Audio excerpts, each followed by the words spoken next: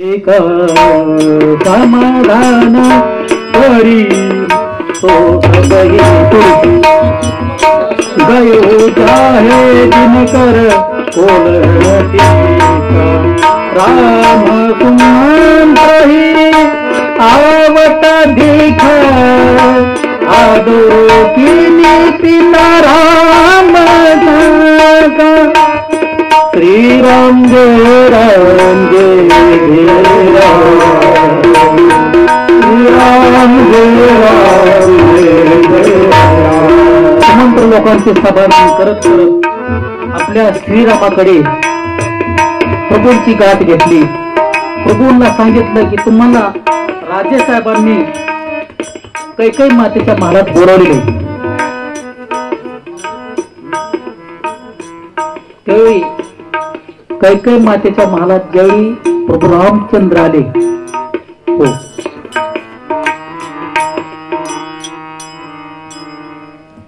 त्यांनी अवस्था पाहिली. तात म्हणत त्यांनी धावत गेले आपल्या पित्यासमोर. आपल्या पित्यासमोर गेले. एकतर मी नवीन आहे, पहिलीच कथा महाराज माझी.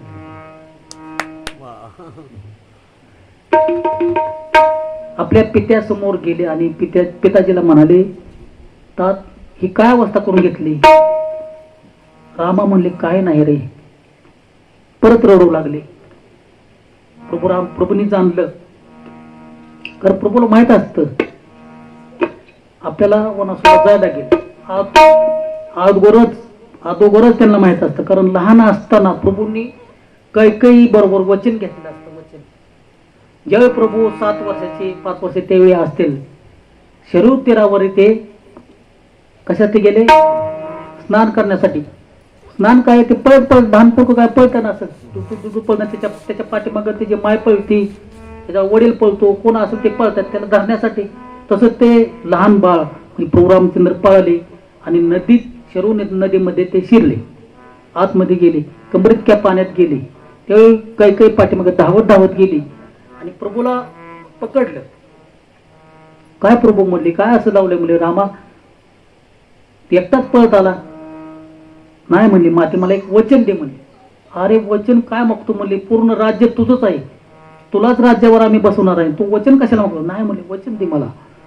हट्ट धरला रामाने, वचन दे. म्हणले देते म्हणजे वचन. दिलं वचन. त्यावेळी 7 वर्षाची महाराज रामप्रभू असताना त्यांनी कैकई मातेला काय वचन मागितलं माहिती का. मी मोठा झाल्यानंतर ज्यावेळी राज्य तिलकाची वेळ येईल त्यावेळेला तू माझ्या पिताजींना मला वनवास मागायचा, मी वनात जाणार आहे. त्यावेळी सांगितलेलं असतं, म्हणून प्रभूला माहित असतं. तरी पण मातेला विचारतात, माता काय झालं,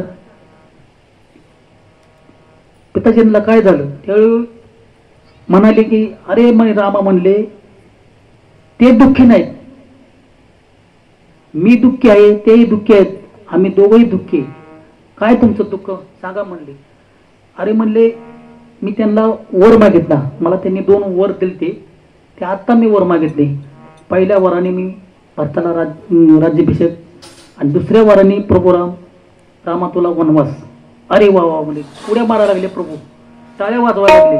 का देऊ नाही म्हणजे माझा भाव आहे, तो माझा भरत भाव आहे ना, आणि हे राज्य म्हणजे काय लहान राज्य आहे. तू माझी माता नव्हे, तू जननी. जननी कोणाला म्हणतात नंतर.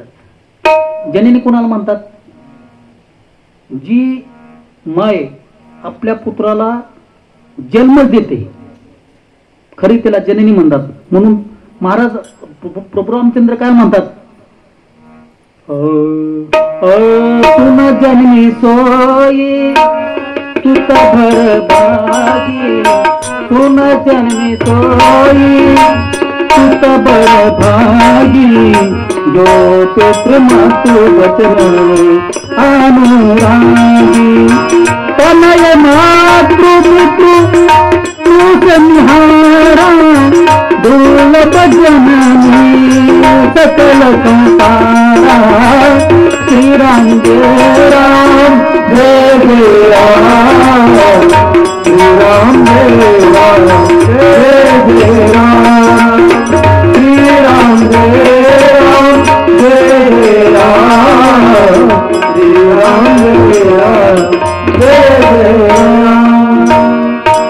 माते तू जननी आहे जननी. माझ्या भाग्याची गोष्ट बोलली म्हणली माते. ठीक आहे म्हणजे भारताला आपण राज्यावर बसू आणि मी वनात जाईन, काही काळजी करू नको, माझ्या पिताजींना तू सांभाळ असे म्हणून वनात जाण्यासाठी त्यांची तयारी तिथून सुरुवात होते, कैकेयीच्या महालातून.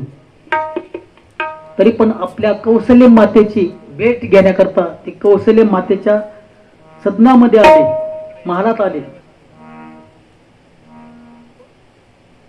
कौशल्य माता वाट पाहत असते.